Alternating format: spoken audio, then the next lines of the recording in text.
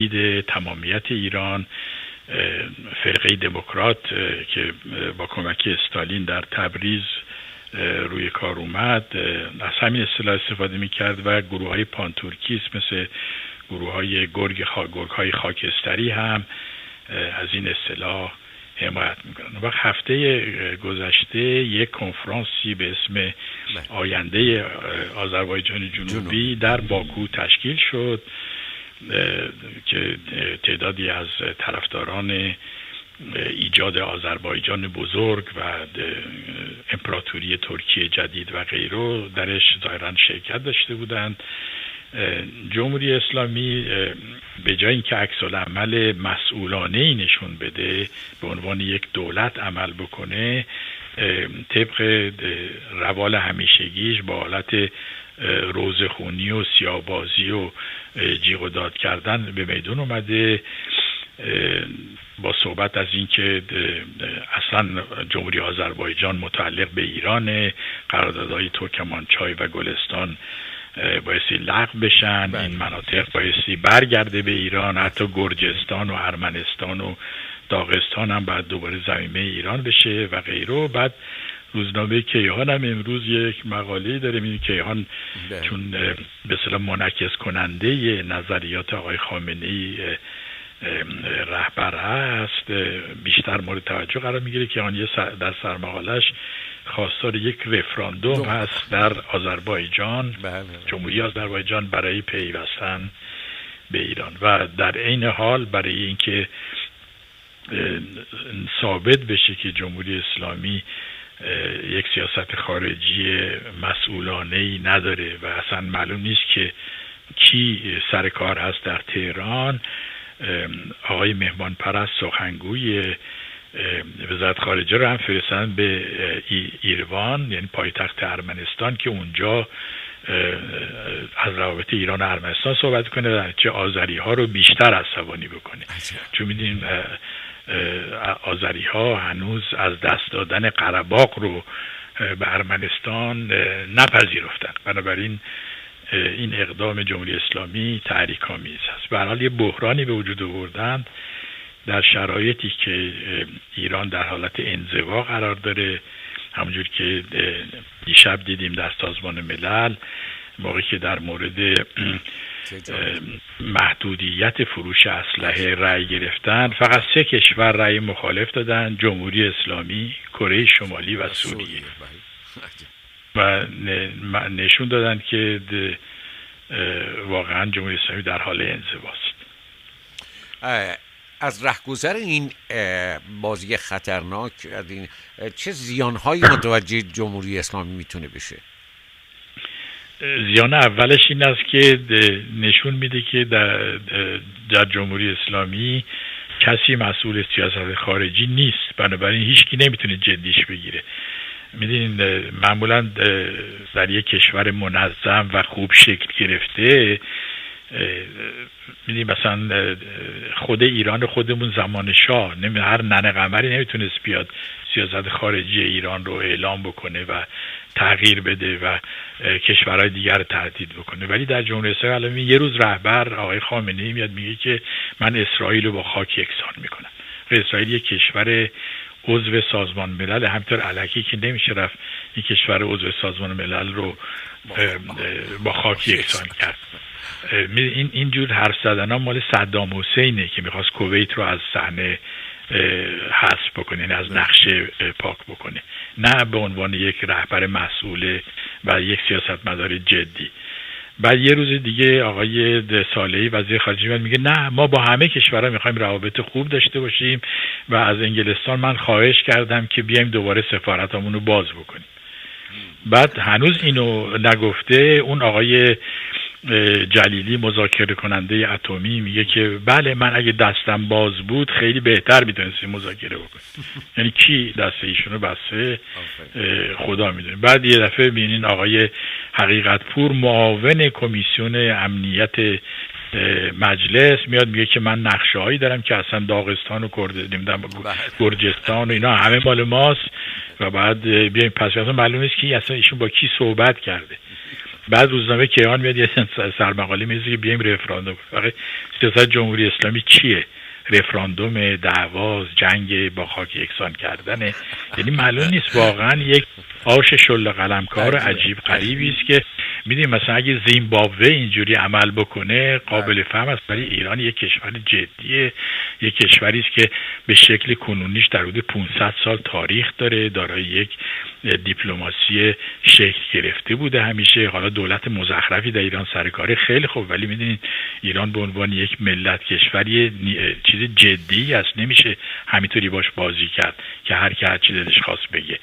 و واقعا باعث تأسف است که به جای اینکه ما با عقل و درایت عمل بکنیم، از دیپلماسی استفاده بکنیم، از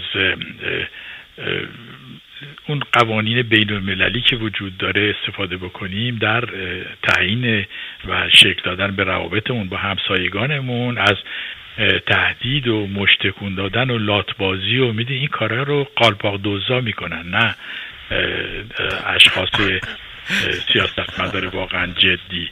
میدونی اینجور دوی علی گلالی گرفتن، میدونی مال مثلا چاله میدونه، نه مال صحنه بین‌المللی. در نتیجه ما الان با تمام این 16 تا همسایه‌ای که داریم، اگه نخجوان رو هم جداگونه حساب بکنیم، ما همه اینا ما روابطمون بده. آخه این چه بساطیه؟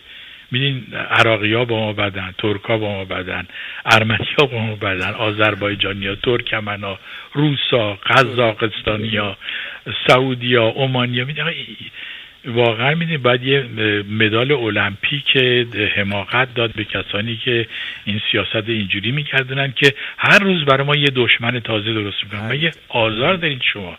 میدین برمه با ما بد شده. میدین پریروز یه سرمقاله بزرگی در روزنامه برمه اومده جمهوری اسلامی رو کوبیدن به عنوان تداخل. شما به برمه چی کار دارین؟ درسته که نمیدونم 50 سال پیش شهردار برمه یه آقای نمازی بوده از شیراز، ولی میدیم ما اصلا با برمه رابطه ای نداریم. واسه چی میریم پاچه مردم رو میگیرین؟ برای که اومدن ما میخوایم از حقوق مسلمین در برمه دفاع کنیم. به شما چه مربوط هستن؟ میدین یه کنفرانس اسلامی وجود داره، سران اسلامی هستن، کشورهای سنی المذهب هستن مثل مسلمانای برمه. به شما چه؟ میدین آخه شما سر پیازین یا ته پیازین؟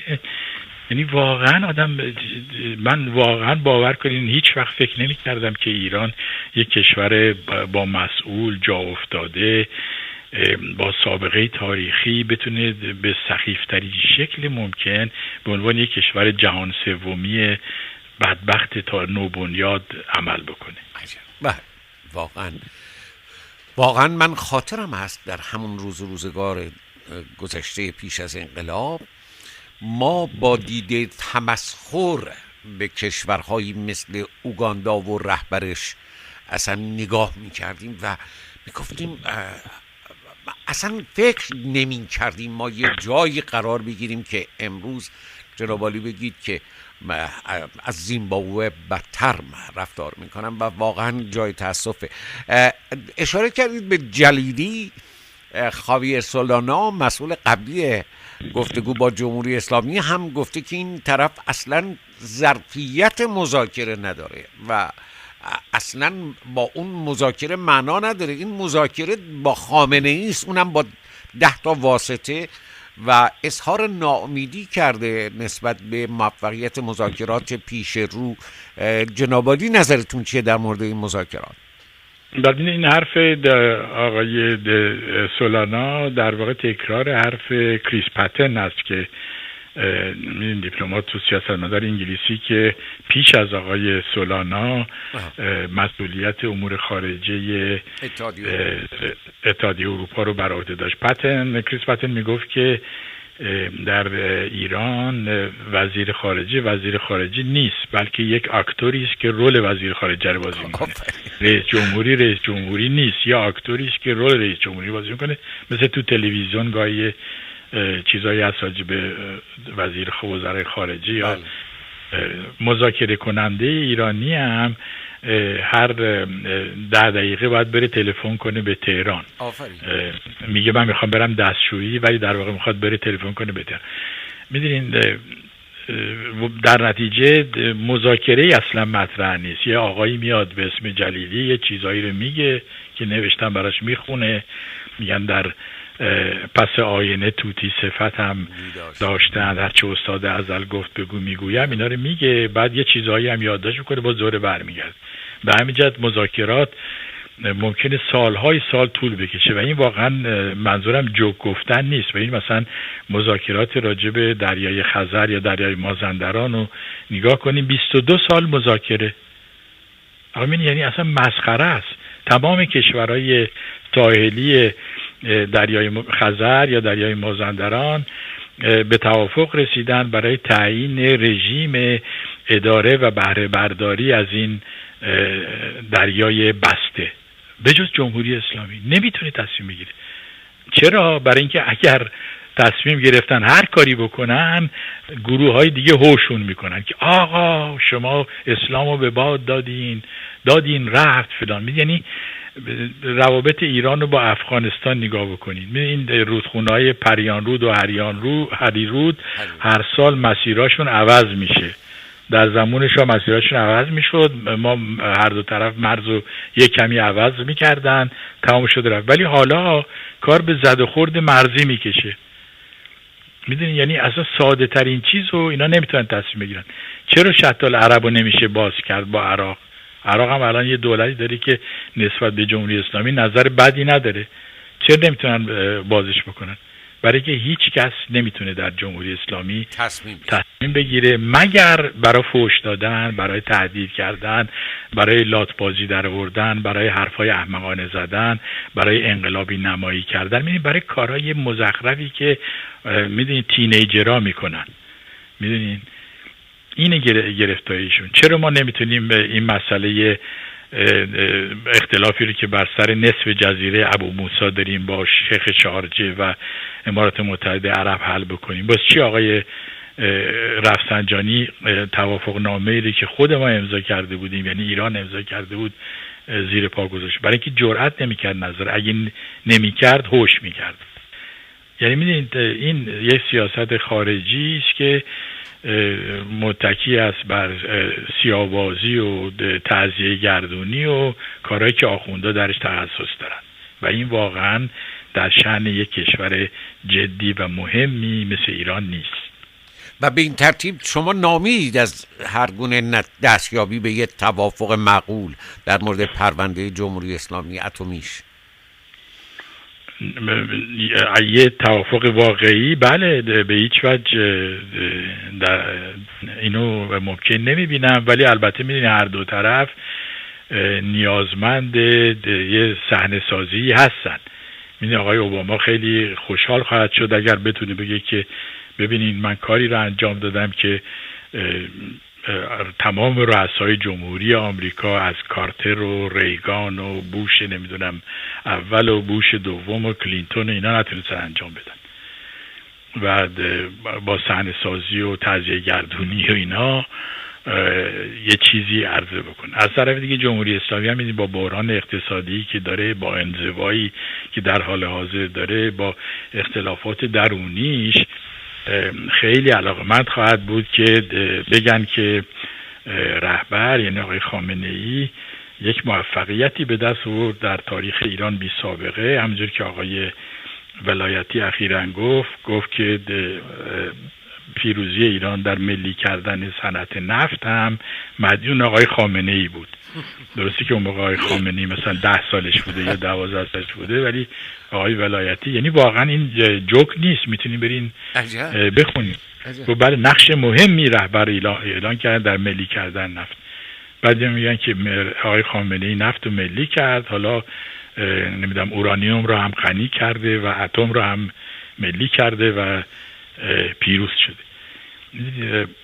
صحنه سازی میشه کرد، ولی واقعیتش این است که 5 تا قطعنامه سازمان ملل وجود داره